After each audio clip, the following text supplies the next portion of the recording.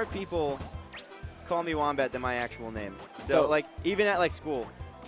But, oh my goodness gracious. Look at this matchup.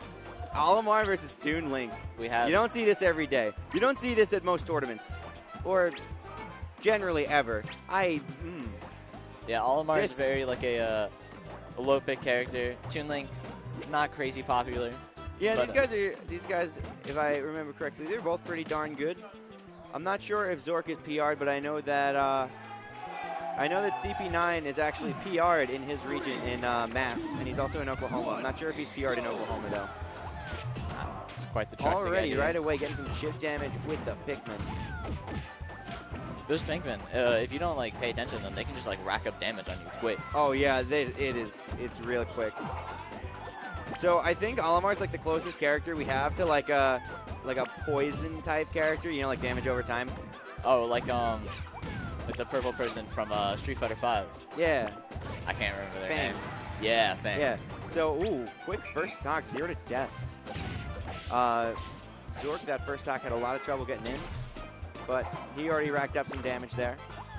Yeah, I mean, both these characters can be kind of volatile if like they have the right setups and stuff like that. Especially if Olimar has the right Pikmin, like it's over. Yeah, and they're already flowered, so they're gonna do quite a bit of damage. And it doesn't help that both these characters do have deceptively long range. Especially if Olimar has all the Pikmin ready. Yep. So yellow has longer range. Purple is also pretty long range. And then blue has a great grab. So those are all things you need to look out for. But there's a lot to know about the Pikmin. And luckily from someone at my locals, shoutouts to Moldrifter, I actually know this. Ooh! I always forget that blue has kill throws, the forward and back throw. It surprises me every time, even though I knew that the throws were better. Oh, there we go. There's a stock. Keeping it competitive. Yeah. So, yeah, so the chip damage comes on quick. So you see we already got 10%. That was just from one white Pikmin hitting him. So what do you think Zork needs to do differently? All right, obviously so I he's think behind.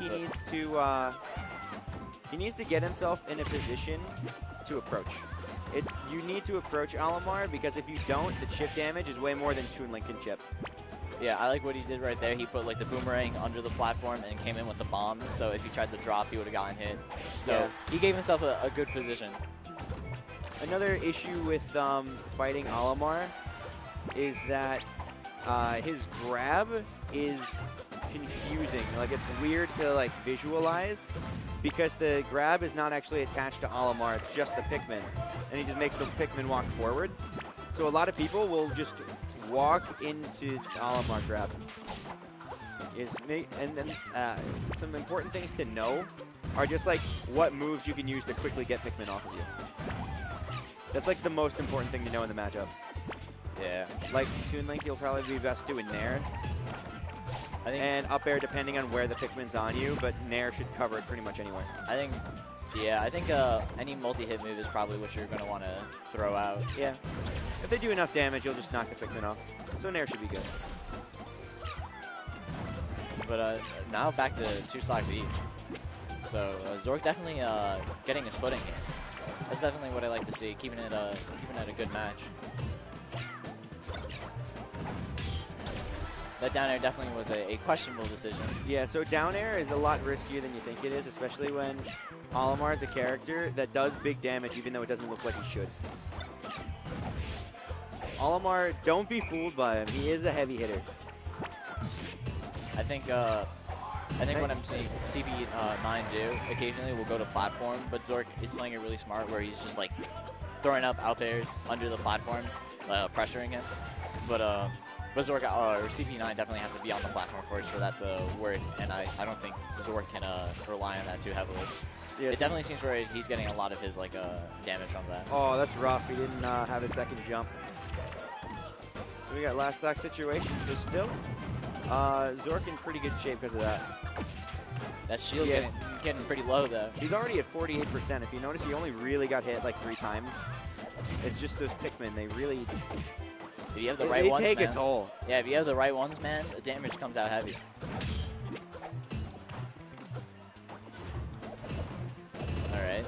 just playing some footsies, but CP9 definitely gets it. Let's see if he can close that out here with his edge guard. Oh, that's rough. That is just, that hurts. But both of these guys doing a good job. Zork was really adapting to the matchup at that point. It just, like, it hurts to see that happen, but at the same time, you got to shake it off because he's doing well. He's doing well. Exactly. He needs to not worry about it. Exactly. It definitely happens to everyone. But he should be happy because at the beginning he kind of was getting like rocked up a little. Definitely didn't have his footing yet, but now he does. And I think if he can carry that momentum, even though like at the end he did steep, if he can carry that momentum into the next game, he definitely has a better shot. Yeah. So a lot of people have the same problem when they fight a weird character like Olimar. They're not sure what kind of moves they have and what you should be looking for. With Olimar, all of his danger is almost exclusively from the Pikmin. So a lot of people just look at the opponent's character, but really here you need to be watching the Pikmin. And if you get confused about where they are or which one is going to hit you, which you shouldn't because his little antenna gets colored based on it. Oh, that was close. But if you get confused by it, you can get punished big. I didn't know the little antenna thing. Yeah, look, it's purple right now. Yeah, I definitely can. And now it's red. I see what you mean. I just... You never saw it before. Yep, no one has now he's got the dream team, just blue and purple versus the world. Yeah, because then like you get the good grab, and then you get the follow-up hit afterwards with the purple. Yeah. So we get the blue Pikmin flowered.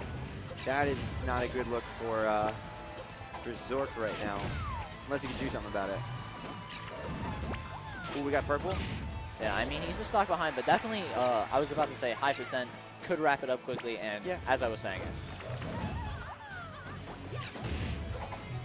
That was good. He waited for it to be right before it exploded, so even though it got launched in the air, it still blew up anyway.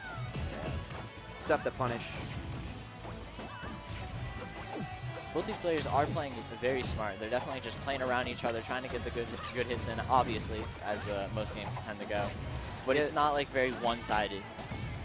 Yeah, both are doing their defensive play pretty well. We see CP9 going in a little more. Two purples, two yellows. How do you feel about that? So yellows have pretty long range. And fun fact about yellows, they are the only one whose down air is a true spike. Everyone else's is a meteor. That's so much information to keep track of. Olimar players definitely like have to have big brains, dude, to keep track of like this color does this color does this. He's like one of my favorite secondaries, so I love like acting like, yo, my Olimar is sick. And really I just have like basic knowledge of what Pikmin does what, and I just forward air. That's all you need to do though sometimes, right? Yeah, the purple Pikmin don't cling on, but they make a fantastic projectile. It's like almost as good as like not like Falco laser, but like, you know, it's really good for getting in, and it's really good for keeping people out. Like it's the all-purpose projectile. Yeah, we got a rainbow right here. Look at this, beautiful. This is like art. What are those? The primary colors? I'm not an artist, so. Okay, so. Definitely just spacing around each other. All right. That was good getting him off stage, but Olimar's heavier than you think. Yeah, I was gonna really. Olimar is not a light character. His weight is 90. That's the same as Peach and Sheik. That's good information. But that, he's definitely now in the lead. I think this is the first time Zork has had the lead throughout the whole set. Well, he was about even at the end versus, or rather, I don't know why I said versus, in game one. Yeah. I mean, but the lead and even are two different play styles. You know, when you play from the same stance, you're playing both scrapping. But when you're playing from ahead, you play a lot more defensively. And you know, make him chase you. This is also where Toon Link performs best. You're right. When in the lead, because getting as much chip damage as you can is really easy when you're Toon Link and you don't actually have to get close to get that big damage. But the same can be said for Olimar.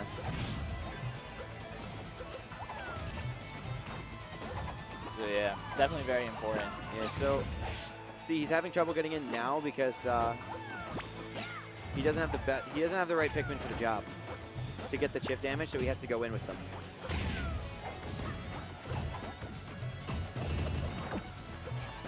the Nair on shield is very good if you space it properly, especially with the Yeah, see, those purple Pikmin have so much shield stun. They're so big, and you have to respect them. It covers enough space where he... Oh my god, that was patience if I've ever seen it. Olimar eating cake for breakfast. It definitely living, but Zork was just waiting. He was standing there. He's like, I got time. And is that it? Nope. Great DI. Definitely got out of that. Got him off stage, but is it? No, he's got to jump. Definitely an edge guard situation. Let's see what he can do with it. Ooh, that's going to be game 2 going to Zork. Going to game 3. Well, where do you think Zork or CP9 is going to want to go? Okay, so I'm thinking he's going to want stages with so you're going to want stages with short blast walls, but a high blast ceiling, because he'll be able to DI things like Toon Link's up B and like down air and up air safely. So you probably want some sort of stage. Like, hold on, he's still striking, so I don't want to say anything too much. I don't want to drop any names.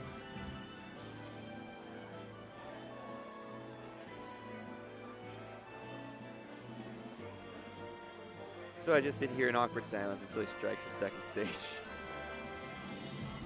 Well, if I remember correctly, all right, so we're going Fountain. He didn't strike Fountain. So I was going to say either Green Hill Zone or Fountain of Greens. Ooh, that good combo at the beginning, getting that 48%. I wonder why he didn't visually strike the second stage. I guess he didn't have to. Yeah. It's weird that he did one but not the other, but... Yeah, see, he went for the grab, but since it was the purple Pikmin, she has a really bad grab. He, like, kind of awkwardly waddled over. That's such, like, a... what he did there when he was in a tech, or when he missed his tech and he just laid there for a while, that's something that a lot of people don't do. Like, when they're in that position, they'll just try to get up as quick as possible. But just laying there, if you don't do it too much, obviously, because then you can get jabber set. Yeah, but if you just lay there, you can mix people up. See what I was talking about? That high ceiling at work right there. And the blast walls at work. Yeah, just like you were saying, man. So Olimar doesn't really have a vertical kill option, except for like when you're already in the air getting an up air. But it's not like a Toon Link up B. It's not like a Toon Link down air or up air. It's just, see, he was at such high percent. There's nothing you could do. Yeah, no matter what, it was really hitting him. He was dead. Got he spawns with the Dream Team.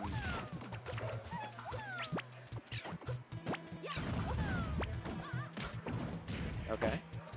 See what he's going to get off of this. A lot of damage. A lot of damage. Oh, and he got hit by his own bomb, keeping up the combo.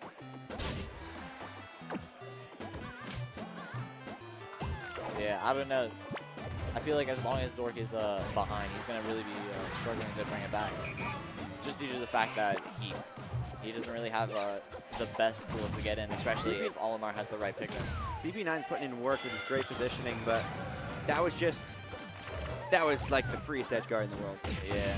So good stuff. Good stuff to Zork for capitalizing. Yeah, I want to say smart on Zork. Definitely a bad play by CP9. Yeah, dropping down like that probably wasn't his best move, but. All right. But he's still got a percent lead. He's got him off stage. He's making it back because this is Toon Link, but. Oh, ooh, nice edge guard using that down smash.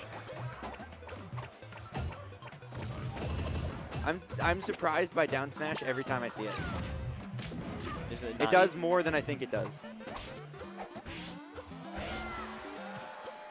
So this is where, well, see that high ceiling coming into work. I think if Zork can close it out quick, he obviously will have an easier shot at this. But if he keeps racking up too much extra credit, he definitely will have a harder time. That was.